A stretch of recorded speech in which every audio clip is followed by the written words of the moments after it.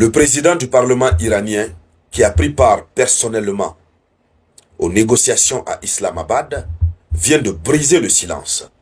Après les multiples menaces qui ont été proférées par les États-Unis d'Amérique et l'envie de reprise imminente annoncée de la guerre du côté du Moyen-Orient contre l'Iran. Alors, ce président du Parlement iranien qui ne parle pas régulièrement, mais qui est un routier du régime iranien, qui fait partie de l'un des anciens, et que lorsqu'il parle au nom du peuple, il vient de faire une déclaration.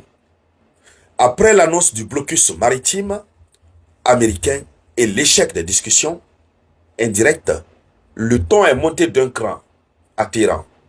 Le président du Parlement iranien, Mohamed Bagher Ghalibaf, déclare que l'Iran ne cédera à aucune menace et l'Iran prévient: s'ils mettent à nouveau notre volonté à l'épreuve, nous leur donnerons une leçon encore plus sévère. Voici ce qu'il a dit. S'ils mettent à nouveau notre volonté à l'épreuve, ça veut dire s'ils nous testent à nouveau, nous leur donnerons une leçon encore plus sévère. Alors, cette déclaration, elle est forte, elle est puissante. L'Iran a déjà donné une leçon à Washington et à Israël.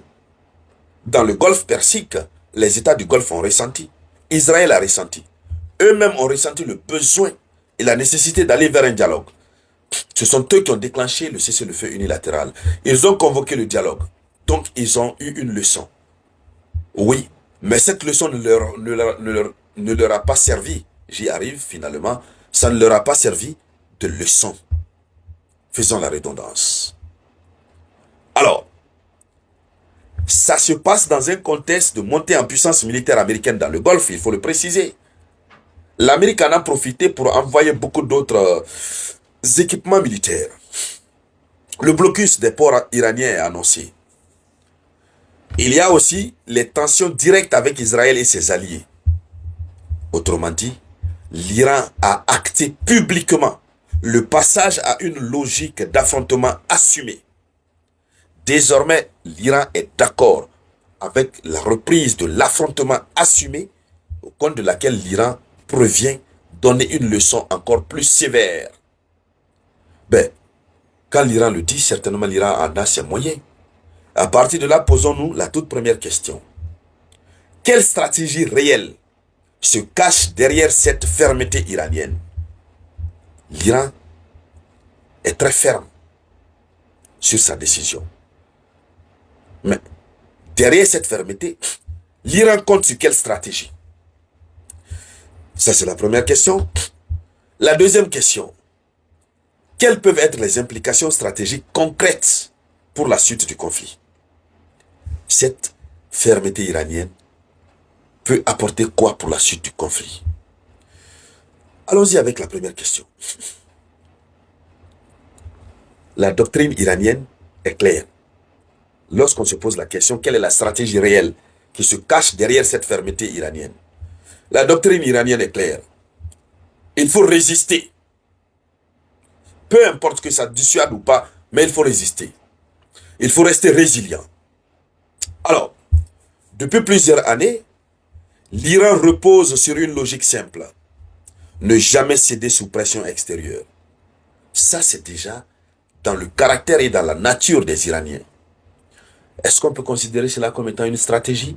Oui, c'en est une. Donc, l'idée stratégique, c'est quoi? Céder une fois égale à encourager de nouvelles pressions. Donc, l'Iran ne cède pas, quel que soit PDX.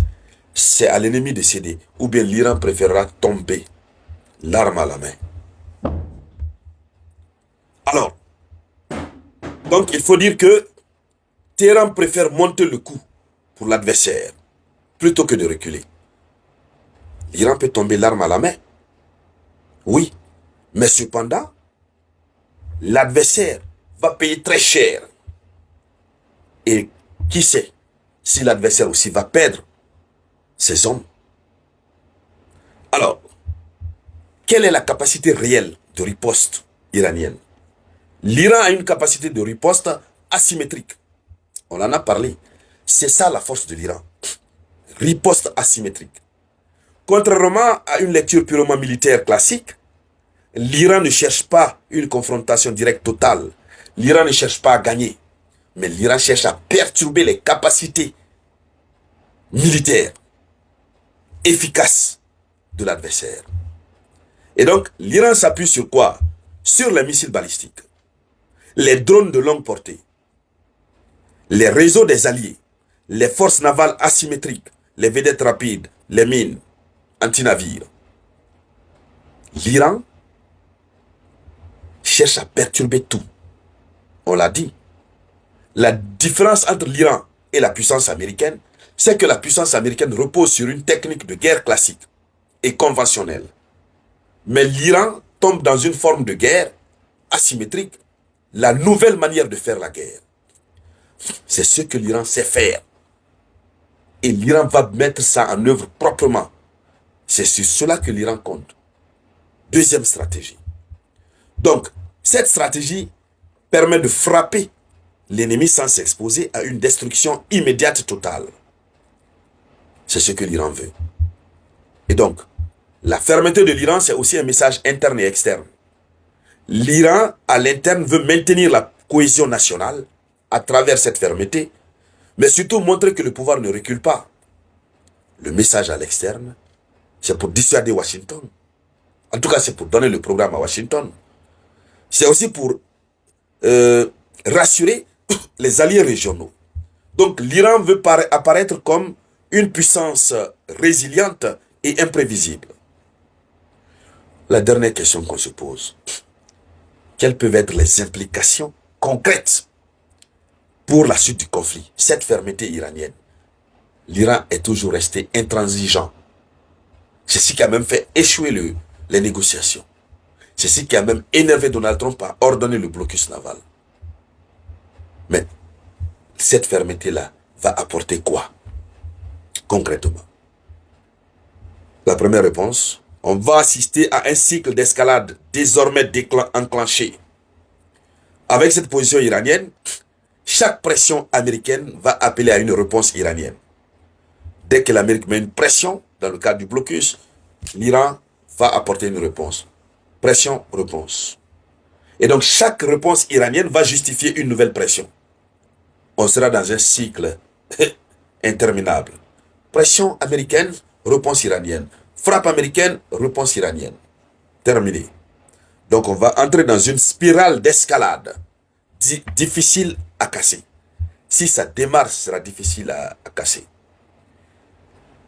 Le deuxième élément de réponse, c'est un risque accru autour du détroit d'Ormuz. L'Iran dispose d'un levier majeur qui se trouve être sa capacité à perturber Ormuz. Même si l'Amérique annonce le blocus, l'Amérique ne pourra pas aller jusqu'au bout parce que l'Iran va toujours perturber, c'est sa zone. Le troisième élément de réponse, c'est une guerre qui peut changer de forme. On peut basculer vers la guerre navale limitée mais permanente. Des frappes indirectes via les alliés. Et le dernier élément de réponse, c'est un test direct pour les États-Unis d'Amérique. La puissance américaine va donc être à l'épreuve à travers cette fermeté iranienne. Et donc, dames et messieurs, c'était ça la une de l'actualité internationale. Merci à toutes et à tous. Je vous reviens avec de nouvelles actualités.